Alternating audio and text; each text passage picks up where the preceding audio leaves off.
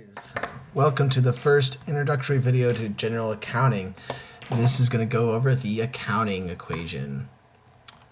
Now first let's look at what the accounting equation is. Assets equals liabilities plus equity.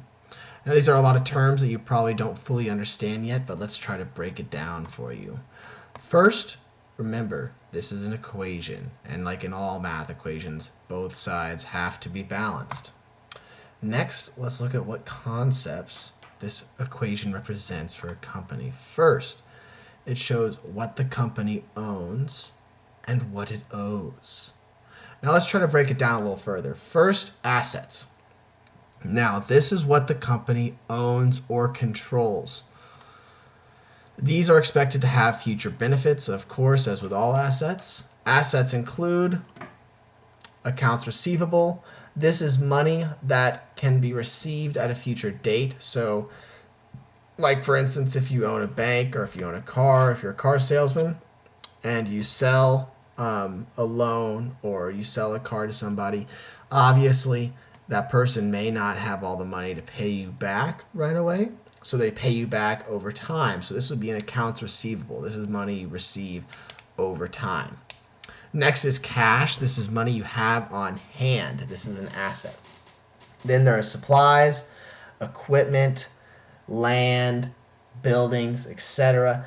One of the things I want to quickly touch on here is these are not all the asset accounts.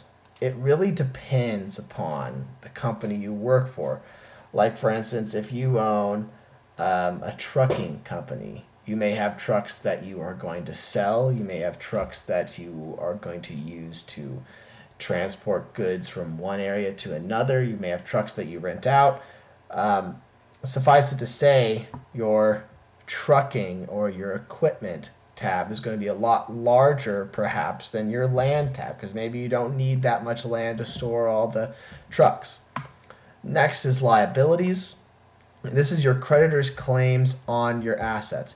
If you were a company and you owned a company, say, and you decided to go out of business and sell your business tomorrow, this is everything you would have to pay your creditors first. So this is everything that your creditors would be able to take from your assets before you could claim it for yourself. So this is basically obligations a company has to provide. So like products, services, things like that. Liabilities include accounts payable, notes payable, taxes payable, wages payable. You guys are probably looking at this and say, oh, wait a second, what does payable mean? This is basically a promise of a future payment of resources. So a good example of this is preseason ticket sales. The NFL takes your money, several $100s worth, for the promise of getting to watch your favorite team, say on the 50-yard line, hopefully, for the promise of watching them next season. This, for the NFL, is a service that they have to pay you. You already paid the money, but they owe you a product. They owe you a service. It's also like pre-ordering a game. You have to, the person you pre-order the game from owes you that game. It's that means payable. Next is equity. And first we look at this is basically what's left over after the owner pays off all their liabilities. This is the owner's claim on assets. A lot of times it's called net assets or residual equity. That's basically assets minus liabilities. So equity is gotten, if we look again at the accounting equation, which is assets equals to liabilities plus equity. If you subtract liabilities from the assets, you are left with equity. Now equity includes common stock. This is the amount that is initially invested into the company or invested over time. Next is dividends. I will get back to that in 1 second. Then is retained earnings, revenues, and expenses. All right. Now these last four you have to explain as a whole because they all pertain to each other. Now, revenues is money that your company makes. Expenses are money that you spend to make revenues. This is where expenses are different than dividends, all right?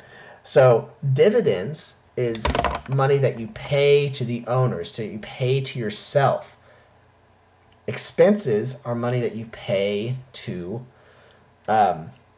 make revenue. So say you own an Apple stand. You would use your money to pay your workers, to pay for the right to use the stand, and to purchase apples from suppliers, and that would generate revenues which equal to your Apple sales. Now, at the end of the day, you're the owner of the company, right? So you want to have a little extra in your pocket for actually making the business work and putting up the original stock to supply the business. This would be dividends. And you can see now that dividends don't really make the company money. It doesn't really provide a service to the company, which is why dividends aren't counted as an expense. Now, retained earnings is money that is not paid to the stockholders.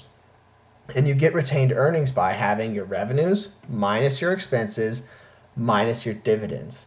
So after you pay out your dividend, after you pay out your expenses, whatever is left from your revenues, whatever is left over, is the retained earnings in the business. Now let's look at the expanded version of the accounting equation. First, this is how we get to the expanded version. We have assets equals liabilities plus equity. So we're going to expand equity a little bit. We have common stock, remember that's the money initially invested, plus retained earnings. And retained earnings equals your revenues minus expenses minus dividends. All right? And remember, revenues is money you earn, expenses is money you spend to make that money, and dividends is money you pay yourself. Finally, the final equation for the accounting equation is assets equals liabilities plus common stock plus revenues minus expenses minus dividends. This is the final slide for this video. Next video, I will be uploading examples on how to use the accounting equation. Thank you very much for your time, and goodbye.